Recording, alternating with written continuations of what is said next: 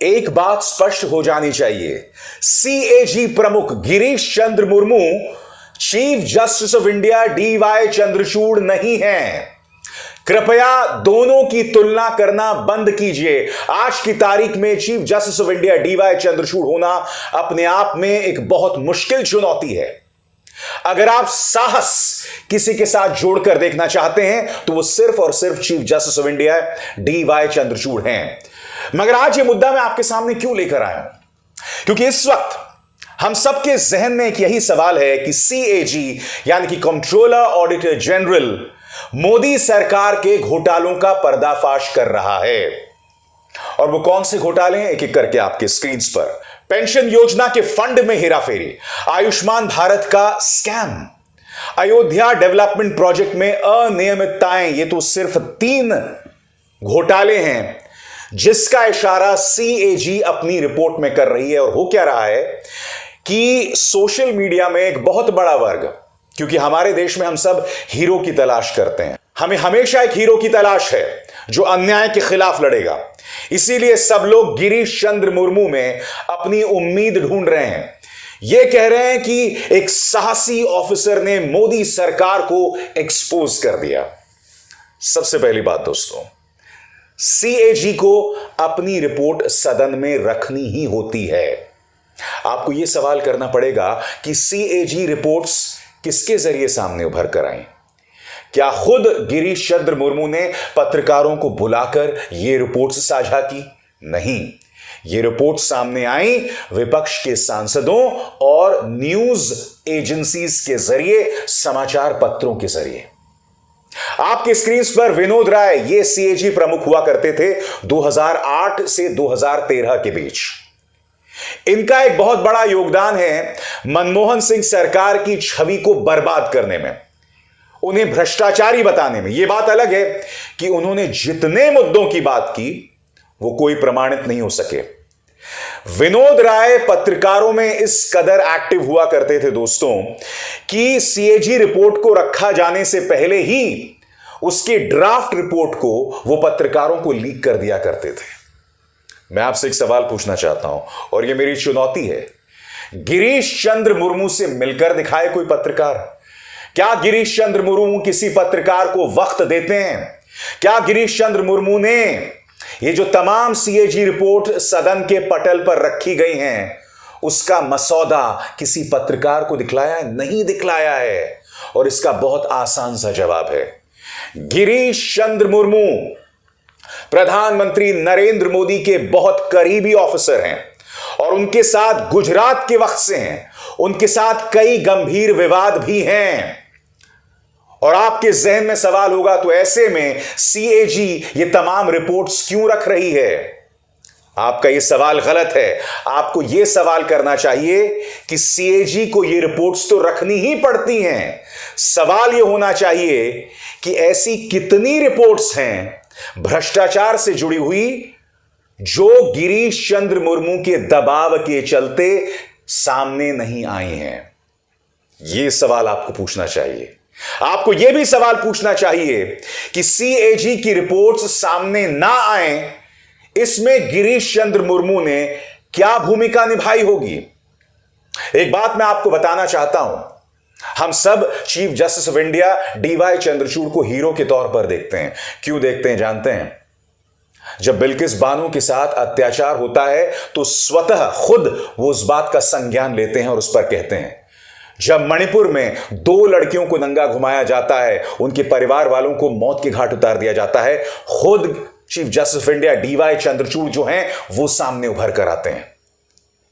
जब महाराष्ट्र में किस तरह से संविधान की धज्जियां उड़ाई जाती हैं तो वो खुद उस मामले पर अपनी बात करते हैं। कहने का अर्थ क्या है दोस्तों? डीवाई चंद्रचूड़ के खिलाफ भाजपा का प्रचार तंत्र लगातार काम करता रहता है, उनके ऊपर अश्लील हमला किया जाता है।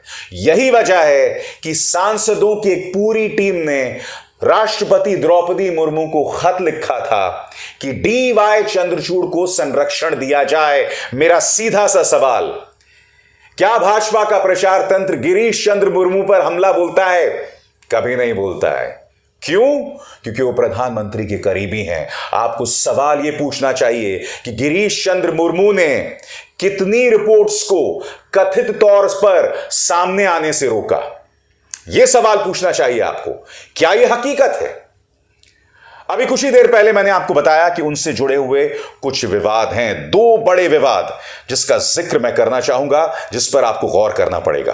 पहला विवाद आपके स्क्रीन पर, गुजरात सरकार में रहने के दौरान गिरीश चंद्र मुर्मू पर कुछ गंभीर आरोप भी लगे। 2002 के दंगों और तत्कालीन मुख्यमंत्री नरेंद्र मोदी की हत्या की साजिश में शामिल होने के आरोपी इशरत जहां और 3 लोगों की विवादास्पद हत्याओं की जांच में उनका नाम सामने आया था। 2013 में सीबीआई ने गिरीश चंद्र मुर्मू से इशरत जहां एनकाउंटर केस में पूछताछ की थी। आरोप थे कि बंद कमरे में हुई बैठक के दौरान उन्होंने और अन्य लोगों ने मुठभेड़ की जांच कर रहे पुलिस अधिकारियों को प्रभावित करने की कोशिश की थी। और यह इकलौता मामला नहीं है जहां गिरीश चंद्र मुर्मू पर यह आरोप लगा है कि उन्होंने जांच को प्रभावित करने की कोशिश की थी। दूसरा मामला आपकी स्क्रीन पर, गुजरात पुलिस के पूर्व महानिदेशक आरबी श्री कुमार ने आरोप लगाया था कि गिरीश चंद्र मुर्मू ने नानावटी कमीशन के सामने गवाही देने वाले लोगों को भी सिखाया पढ़ाया था।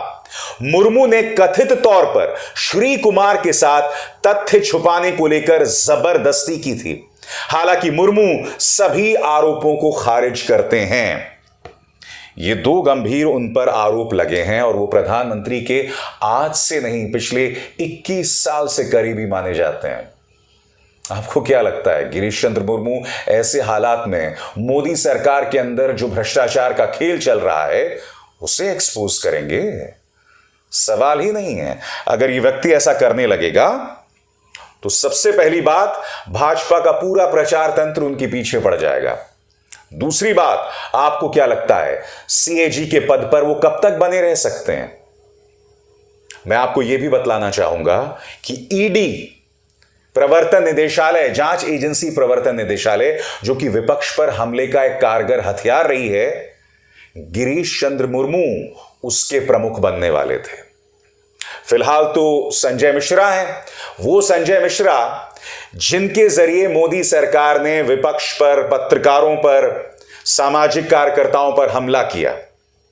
मगर एक जमाने में गिरीश चंद्र मुर्मू के भी ईडी प्रमुख होने की संभावना जतलाई जा रही थी। खबर आपके स्क्रीन पर। 2015 में ईडी के प्रमुख पद के लिए उनका नाम सामने आया था। 2019 में वे केंद्र शासित प्रदेश जम्मू कश्मीर के पहले उपराज्यपाल बनाए गए। अपने कार्यकाल के दौरान उन्होंने घाटी में 4G इंटरनेट सर्विस को फिर से शुरू करने का समर्थन किया था। अगस्त 2019 में वो सीएजी बने तो मनोज सिन्हा ने मुर्मू की जगह ले ली। ये सब चीजें बतलाती हैं कि गिरीश चंद्र मुर्मू सत्ता के कितने करीबी हैं। मैं आपको एक बात बतलाना चाहता हूं दोस्तों, हर कोई अपने आप को हीरो के तौर पर पेश करना चाहता है, मगर मैं दावे के साथ कह सकता हूं कि गिरीश चंद्र मुर्मू अपने आप को किसी भी कीमत पर क्रांतिकारी नहीं बतलाना चाहेंगे। वो इस बात को लेकर खुश हैं कि वो प्रधानमंत्री नरेंद्र मोदी के निहायत ही करीबी अफसर हैं। वो जो 3 घोटाले जिनका मैंने जिक्र किया, वो 3 घोटाले सामने आए, मगर सवाल ये पूछा जाना चाहिए कि क्या Girish Chandra Murmu chief justice of India DY Chandrachud का हौसला रखते हैं? जवाब है नहीं। सवाल यह पूछा जाना चाहिए, क्या गिरीश चंद्र मुर्मू ने अन्य सीएजी रिपोर्ट्स को सामने आने से रोका? पड़ताल होनी चाहिए, मामले की तह तक पहुंचना चाहिए। क्या गिरीश चंद्र मुर्मू ने जो 3 सीएजी रिपोर्ट्स आई, अयोध्या को लेकर, पेंशन योजना को लेकर, आयुष्मान योजना को लेकर, उसे सामने लाने में अड़ंगा डाला? सवाल यह पूछा जाना चाहिए। आज आप और हम जब सीएजी द्वारा उजागर भ्रष्टाचार की बात कर रहे हैं तो हमें मामले की बारीकियों को समझना पड़ेगा।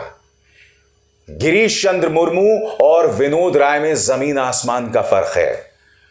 विनोद राय जब सीएजी प्रमुख हुआ करते थे और जब वो पत्रकारों को लगातार डॉक्यूमेंट्स लीक करते थे, इस बात की जानकारी मनमोहन सिंह सरकार को थी, मगर उस वक्त देश एक स्वस्थ लोकतंत्र हुआ करता था।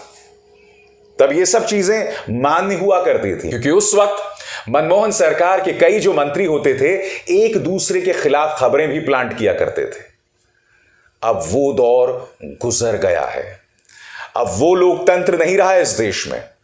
आज अगर आप सत्ता के करीबी हैं तो आपकी जो बुनियादी क्वालिफिकेशन है वो ये है कि आप प्रधानमंत्री के बहुत करीबी हैं, और न सिर्फ करीबी हैं बल्कि पिछले 2 दशकों से जुड़े हुए हों।